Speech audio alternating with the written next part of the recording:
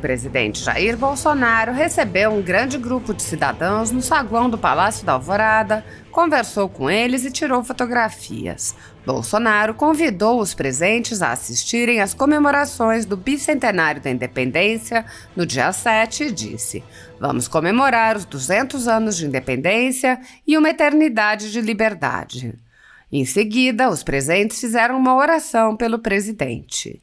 Há 10 anos, a Folha Política atua noticiando fatos, discursos, argumentos e denúncias que são obliteradas pela velha imprensa.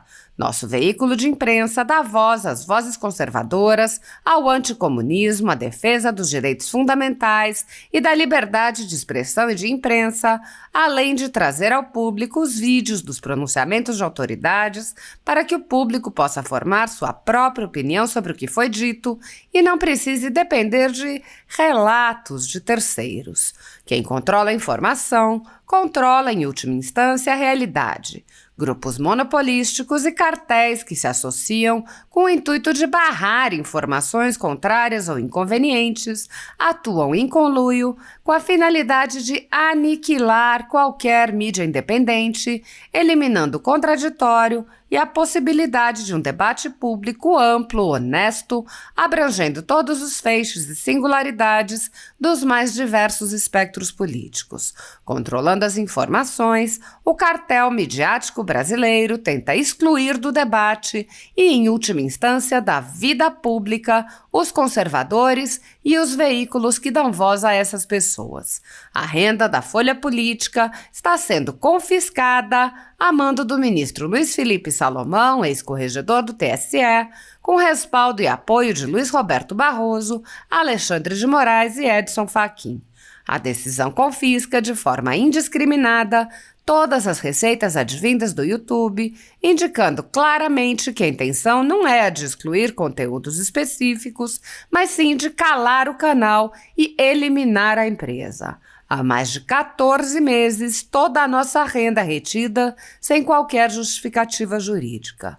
Se você apoia o trabalho da Folha Política e pode ajudar a evitar que o jornal seja fechado, doe por meio do Pix, cujo QR Code está visível na tela, ou por meio do código ajude@folhapolitica.org. Caso não utilize Pix, há a opção de transferência bancária para a conta da empresa Raposo Fernandes, disponível na descrição deste vídeo e no comentário fixado no topo. Há 10 anos, a Folha Política vem mostrando a realidade da política brasileira e quebrando barreiras do monopólio da informação. Com a sua ajuda, poderá se manter firme e continuar a exercer o seu trabalho. Pix ajude@folhapolitica.org. Assista!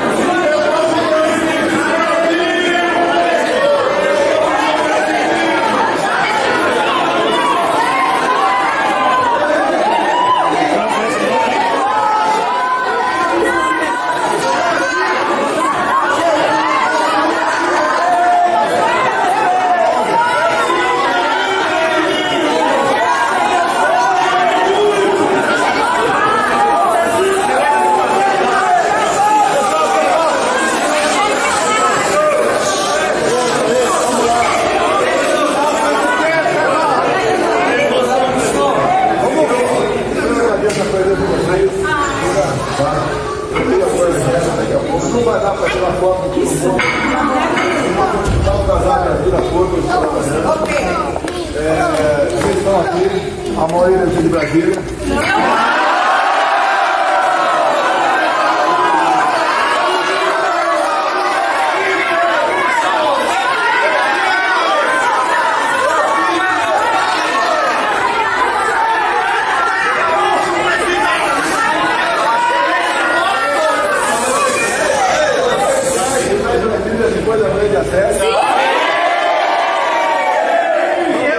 Sim, 9 da manhã.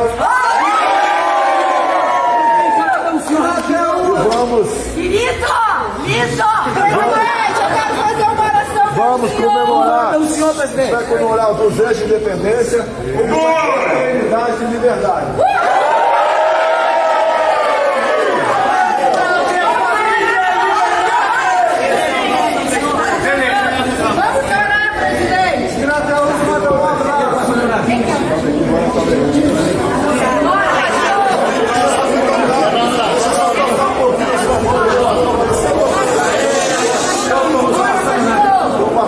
Vamos orar, presidente. Vamos lá, meu presidente. Senhor Deus, em nome de Jesus, aqui está o presidente diante do Senhor, Pai. Meu Deus, esse homem tem sido perseguido, tem sido afrontado, mas o Senhor tem sido com ele. Pedimos a Ti, ó Pai, que abençoe ele, Pai, que agora o Senhor dê mais uma vez vitória para ele e para toda a nação brasileira. Nós pedimos a proteção a ele e a sua família e pedimos a bênção do Senhor, em nome de Jesus.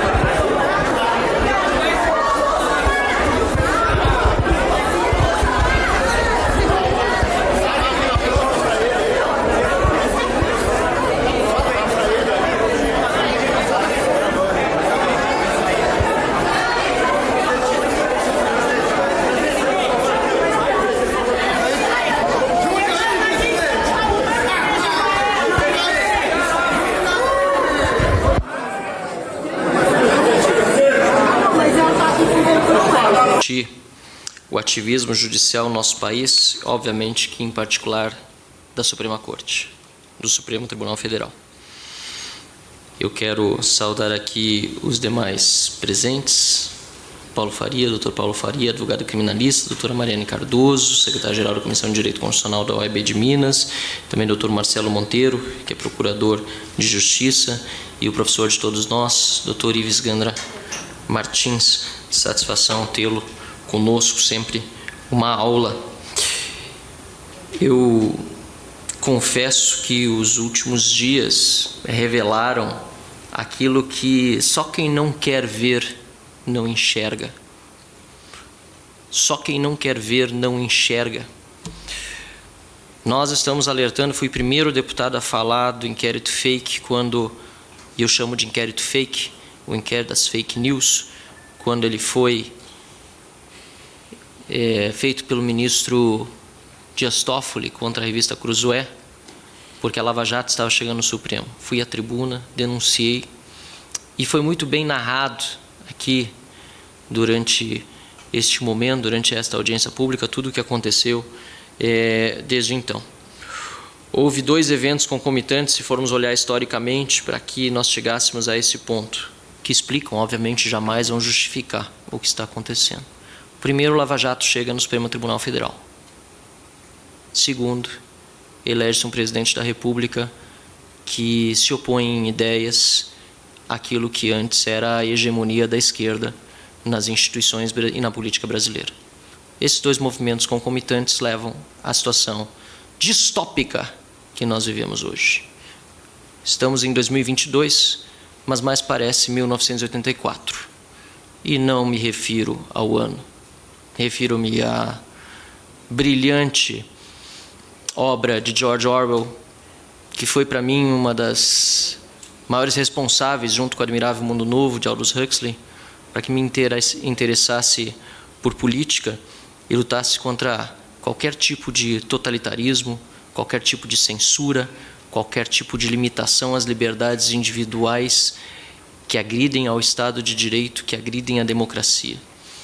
O que nós estamos vendo hoje no Brasil, e digo, só não vê quem não quer enxergar, é perseguição política e censura.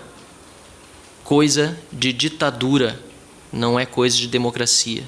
E quem ousa dizer que está defendendo a democracia, tomando atitudes antidemocráticas, está destruindo a democracia.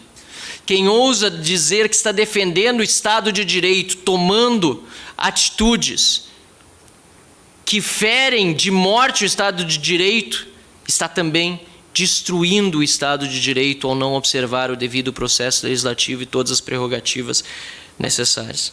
Ficou ainda mais clara a perseguição política agora, quando a decisão recente do Alexandre de Moraes de bloquear contas de empresários brasileiros se baseou num pedido de um senador, da esquerda, Randolph Rodrigues. A decisão trazida à luz na segunda-feira do ministro Alexandre de Moraes não só foi baseada em manifestação de um senador de oposição, Randolph Rodrigues, como também de associações que são de esquerda. A Associação Brasileira de Juristas pela Democracia, a Associação de Juízes para a Democracia, e assim vai.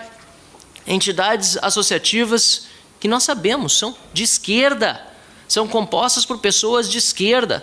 E elas não podem ingressar judicialmente? Claro que podem, mas para fazer perseguição política, não. Muito menos pode um ministro aceitar. Muito menos um ministro pode aceitar que tais manifestações sejam utilizadas como base para sua decisão. Digo mais, a representação da polícia é uma vergonha. É uma vergonha para a Polícia Federal. A representação da polícia é uma vergonha. E eu vou procurar ela aqui no meu celular para trazer as partes mais vergonhosas desse despacho. Ela traz as mensagens printadas de um grupo de WhatsApp privado e menciona como como base para a decisão de buscar os celulares, por exemplo, o patrocínio da campanha como atos patrióticos, entre aspas, compras de bandeiras para o ato de 7 de setembro. As compras de bandeiras para o 7 de setembro mencionados em conversa de WhatsApp num grupo de empresários é mencionado como algo que pode ser ameaçador à democracia brasileira. Mas, para demonstrar o caráter da perseguição política, o delegado se chama Fábio Álvares Schor. Para demonstrar o caráter de perseguição política, diz ele, como é sabido, não diz de onde que se sabe isso, mas como é sabido, mensagens de apoio a atos violentos, ruptura do Estado Democrático de Direito, ataques ou ameaças contra pessoas politicamente expostas têm um grande potencial de propagação entre os apoiadores mais radicais da ideologia dita conservadora, principalmente considerando o ingrediente do poder econômico e político que envolvem as pessoas integrantes do grupo. Isso é um absurdo! Isso é um absurdo! Ele está, primeiro, supondo que os atos serão violentos. Supondo que os atos 7 de setembro serão violentos. Historicamente, eu participei de todas as manifestações com bandeiras do Brasil, pelo impeachment de Dilma, contra o PT. Se havia alguém violento, era uma raríssima exceção e muitas vezes ainda era infiltrado pela esquerda.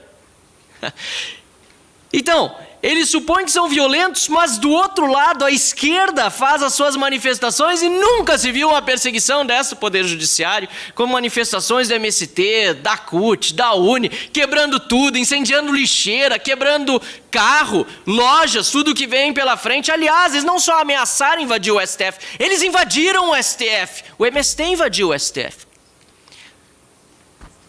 Grande potencial de propagação entre os apoiadores mais radicais da ideologia dita conservadora. Ele ainda bota dita conservadora para dizer, me afasta, eu não sou conservador, eu não tenho nada com isso. Estou usando até essa palavrinha aí, dita conservadora, que eu não conheço direito, mas é dita conservadora. É um absurdo! Absurdo! Uma vergonha para a Polícia Federal. Uma vergonha para a Polícia Federal. Estou providenciando, inclusive, representação na ouvidoria, porque não é possível que haja, dentro da Polícia Federal, um servidor fazendo um trabalho desses de perseguição política. Envolvem pessoas integrantes do grupo, considerando o ingrediente, do poder econômico e político que envolvem as pessoas integrantes do grupo. Poder econômico e político. Essas pessoas, poder econômico, perto da força e da máquina estatal, não tem nada. Poder político, perto da força da máquina estatal, não tem nada. Aliás, não tem nem fórum privilegiado. Não podiam nem estar sendo objeto de investigação do STF. É vergonhoso, é vexaminoso para a Polícia Federal e para o STF. É vergonhoso. Eu aqui estou defendendo a Polícia Federal e o STF. Porque eu estou dizendo que o que este servidor policial federal e o que o ministro Alexandre de Moraes estão fazendo é vergonhoso para as instituições, está enlameando o nome dessas instituições. E eu tenho direito de fazer isso como deputado, mas eu tenho dever, porque eu estou aqui para defender as instituições, estou aqui para defender o meu parlamento, o parlamento brasileiro, a Câmara dos Deputados e o Senado da República. Covarde! Senado da República, covarde! Senador Rodrigo Pacheco, presidente do Senado da República, onde vocês estão?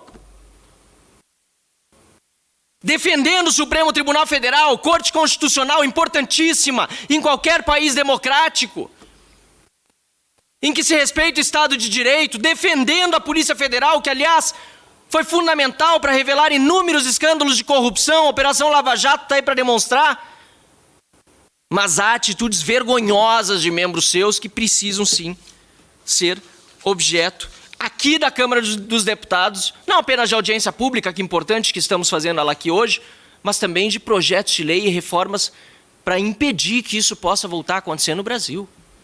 É 2022, mas mais parece 1984.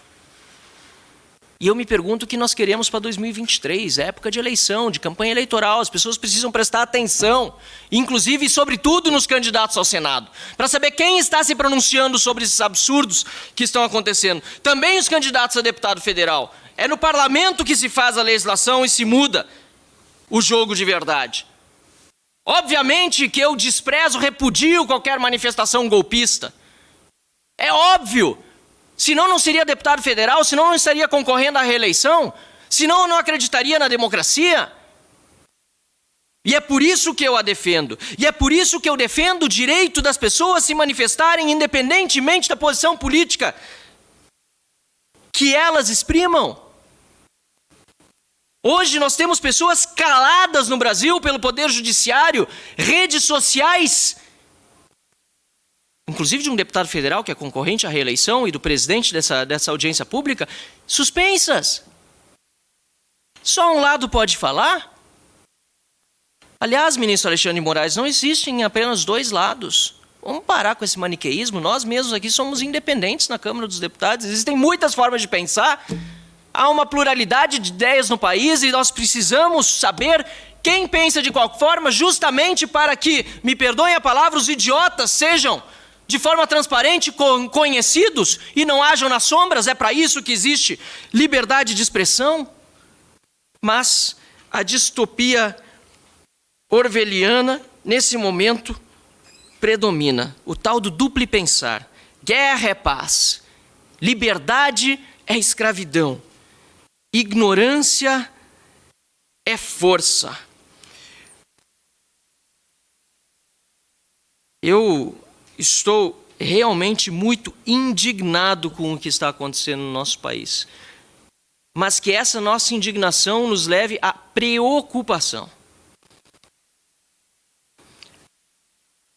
Não existe um povo livre quando o governo não é limitado. Quando ele se excede, ele prejudica a liberdade. Eu vejo que, além da questão da perseguição política, me parece haver até questões pessoais envolvidas. Não gostaria de pensar nisso, mas as decisões são tão manifestamente ilegais e inconstitucionais que as maiores entidades empreendedoras, empresariais do Brasil e agora também, infelizmente, os meios de imprensa e de comunicação têm se manifestado contra esse arbítrio, contra esse abuso, essa ditadura do Poder Judiciário, que está fazendo uma devassa em cidadãos. Quebrar sigilo telemático da conversa de WhatsApp dos cidadãos, o sigilo bancário, bloquear contas, é como o policial pegar o cidadão e fazer uma revista. Mas não é uma revista só apalpando ele, vendo se ele tem alguma coisa estranha no bolso. É pedindo para tirar o paletó. É pedindo para tirar os sapatos. Agora as meias. Vamos ver essa conversa de WhatsApp aqui, o que está acontecendo ali. Quem sabe ele está planejando alguma coisa. Conversa de WhatsApp, tem gente naquele grupo que nem falou nada. E está com as contas bloqueadas. E está com sigilo telemático quebrado. Tira também a calça. Vamos lá. Gravata, camisa também. Mas tô só de cueca! Tira! Tira a cueca! Estão pelados, nus, diante da Polícia Federal e do Judiciário brasileiro por uma decisão ilegal, abusiva, autoritária, inconstitucional. E cadê o Senado? Cadê o Senado? E faço questão de dizer mais uma vez, porque eu estou sendo cobrado, e justamente cobrado, pelo eleitor, pelo cidadão lá na ponta, que diz, vocês não vão fazer nada. Eu estou fazendo, estou falando, estou tentando, estou propondo projeto de lei, estou fazendo o que eu posso, agora e o Senado?